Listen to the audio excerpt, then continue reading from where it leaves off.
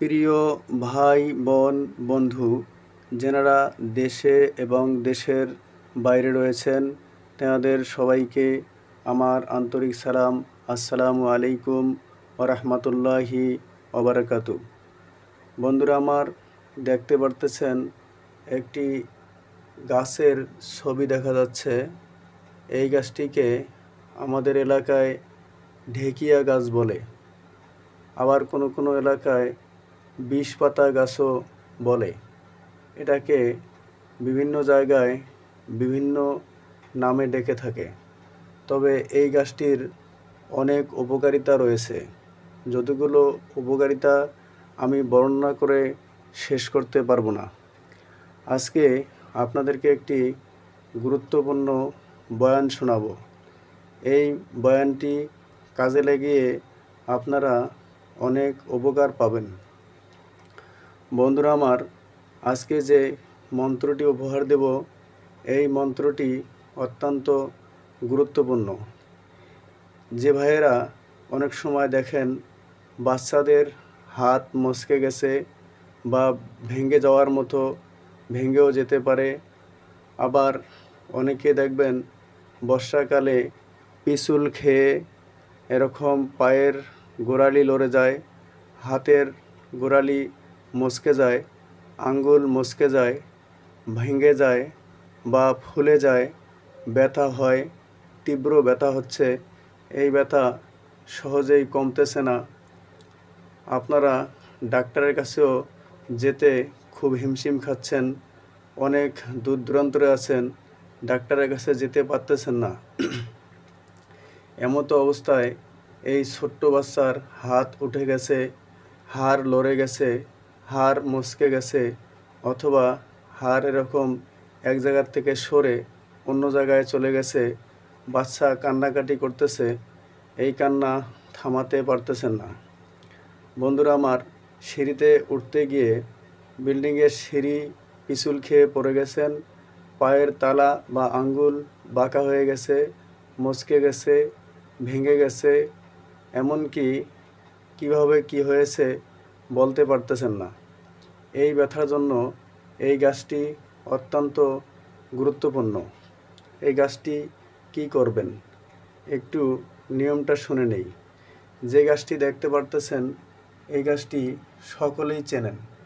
এই গাছটির 3টি ডাল ছিঁড়ে নেবেন এবং ছিঁড়ে নেওয়ার পরে এই ডাল 3টি হাতে নিয়ে যেই জায়গায় ব্যথা পেয়েছে সেই জায়গায় একটু সরিষার তেল লাগিয়ে দেবেন অথবা নারকেলের তেল লাগিয়ে দেবেন।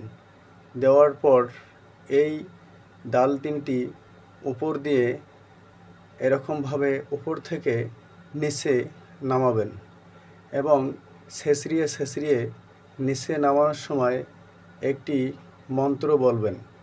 এই মন্ত্রটি বলবেন 3বার। 3বার করে এই মন্ত্রটি বলবেন। একবার এই পাতাটি ছোঁয়া দেবেন।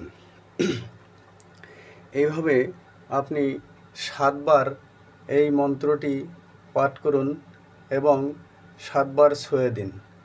তারপর দেখুন মা কালীর দোহাই, মা কালীর আশীর্বাদে আপনার এই ব্যথা নেমে যাবে এবং হাড় জোড়া লেগে যাবে। যেখানকার হাড় সেখানে বসে যাবে। হাড়ের জন্য আর আপনাকে ডাক্তারের কাছে যেতে হবে না। ডাক্তারের কাছেও যদি যেও থাকেন তারপরেও সমস্যা হবে না। বন্ধুরা আমার, এই হচকা ঝরা মচকা ঝরা অনেকেই শিখতে খুবই আগ্রহী, কিন্তু এটার মধ্যে তেমন কোনো মন্ত্র নেই। আসলেই স্বাভাবিক মন্ত্র দিয়েই এই কাজগুলো করে থাকা হয়। যেমন আপনাদেরকে যে মন্ত্রটি বলবো, এই মন্ত্রটা 1বার 2বার 3বার বলবেন। একবার এই পাতাটি উপর দিয়ে ছুঁয়ে নিয়ে যাবেন, এইভাবে 7বার নিয়ে যাবেন এবং সরিষার তেলটা ভালো করে মালিশ করে দেবেন।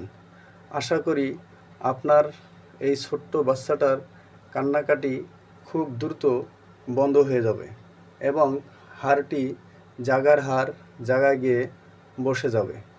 এবার মন্ত্রটি শুনুন। মন্ত্রটি হচ্ছে হস্কা ঝাড়া মস্কা ঝাড়া, হস্কে যাওয়া মস্কে যাওয়া, বানর করে লড়াচড়া, বিড়াল পাদে ঠাস ঠাস, কুকুর হাগে দই, মা কালীর দোহাই লাগে হার হয়ে যাও সই। আবার বলছি, হস্কে যাওয়া মস্কে যাওয়া, হস্কে পড়া মস্কে পড়া, বানর করে লড়াচড়া, বিড়াল পাদে ঠাস ঠাস, কুকুর হাগে দই, মা কালীর দোহাই লাগে হার করে দাও সই। এই মন্ত্রটি বলবেন। যদিও মন্ত্রটি হিন্দু শাস্ত্রের, তাতে কোনো সমস্যা নেই।